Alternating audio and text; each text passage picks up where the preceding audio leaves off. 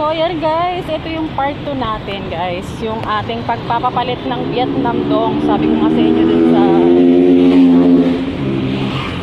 guys dun sa unang video ko, update ko kayo kung mapapalitan ko guys. So galing na ako ng Land Bank, PS Bank, ano pa bang bangko pinuntahan ko, Security Bank. So hindi daw talaga sila nagpapalit ng Vietnam Dong guys, nakakaloka. So hindi ko alam kung saan ako pupunta nito.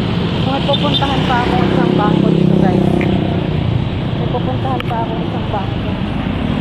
CI yun, pinuntahan ko na.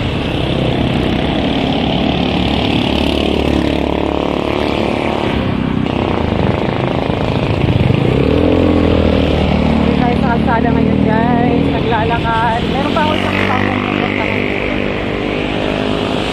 yung Asian Bank para sakali. Pero kung walang choice tayo guys, pumunta tayo ng Ayala, Makati, kasi doon balita ko meron doon nagpapalit sa Glorieta. So update ko kayo guys, wala rin dyan. Ayan, yung AUB wala rin sila, hindi rin natin napalitan. So tatawid tayo, try natin dito sa Metro Bank guys. Yan guys, try natin sa Metro Bank kung nagpapalit sila dito guys. Try lang natin, kung wala talagang choice, wala talaga, pupunta talaga tayo ng nito, airport or Glorieta, Makati guys. Metro Bank. So ayun na nga guys, hindi natin napalitan, hindi pa rin tumanggap yung Metro Bank ng Vietnam Dong. So ngayon katanghali ang tapat na naman guys, tayo ay pupunta na Makati. Try natin kung meron daw doon nagpapalit. Napakainit pa naman, tapos wala pa naman akong tubig.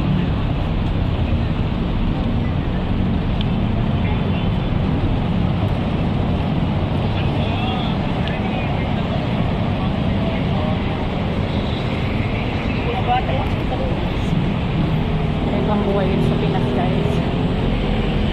Grabe.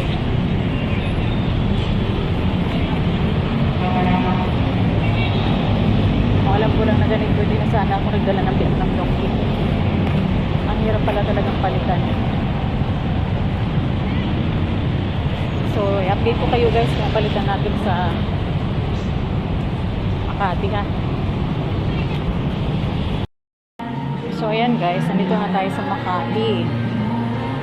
So hahanapin natin dito yung mga money changer. Hindi ko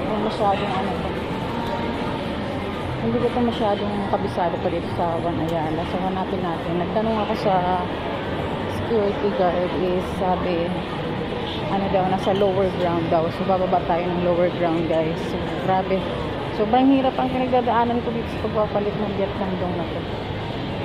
Sobrang struggle talaga. So ayan, sa mga makakapanood nito guys na nasa Vietnam, wag kayo magdadala dito ng Vietnam Dong. Diyan pa lang sa Vietnam papalitan nyo na or gastusin nyo na guys. One Ayala. Dati nung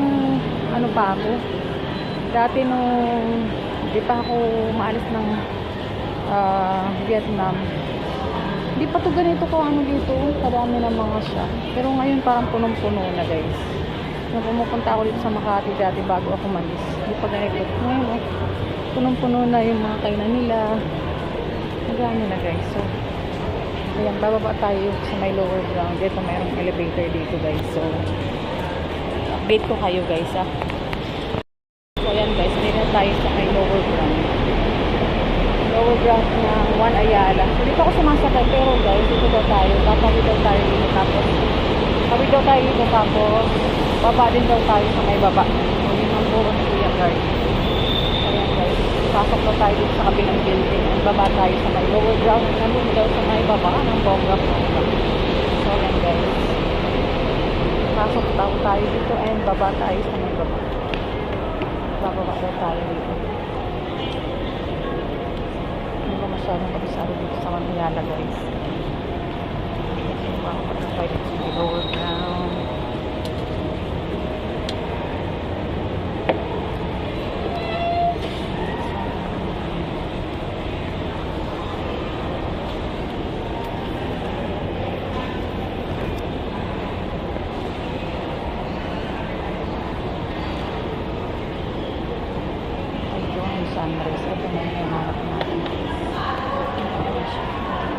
Vietnam. So, hindi naman tayo pwedeng mag-ano dyan guys. Hindi tayo pwedeng mag-video sa loob. So, hanggang dito na lang guys. Update ko kayo kung nagpapalit sila ng Vietnam doon guys.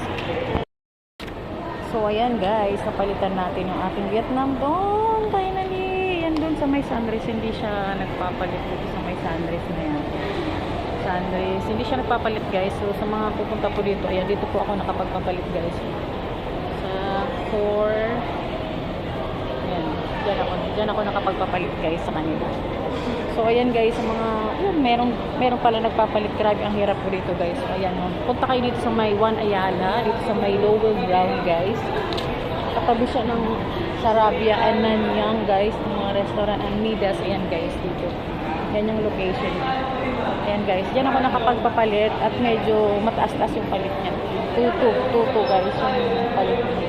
So ayan, nakit na tayo ulit guys sa taas at nakapagpalit na tayo. Yay! Thank you Lord, thank you Lord. Akala ko yan naman akong luhaan ngayon guys. Buto na lang at nakapagpapalit tayo naman guys. Ayan lamang guys, punta kayo dito sa may lower ground ng One Ayala. Baba kayo sa may baba. Tapos tawid kayo. Yung mayroong terminal ng mga bus. Tapos, pupunta kayo dito sa may kabilang building. Nandito siya sa may lower ground, guys. So, ayan, guys. Dyan. Ayan, dyan. Ayan, dyan, guys. Dyan sa may ganyan. Ayan. Dyan kayo. Palit, guys. 22 yung palitan niya. So, 2 sa 1 million. So, ayan, guys. So, yan, finally. So, yan lamang for today's video, guys. Grabe ang struggle ko. Dito lang pala sa Ayala makakapagpalit. So, kailangan pa ako mamasahe papunta rito para makapagpalit guys. So, ngayon, kain ako. Kasi na ako'y nagugutom naman. Siyempre ako kain ko. Okay, so lalabas kaya ako. At saan ako kakain. So, gusto ko mag-ano na lang.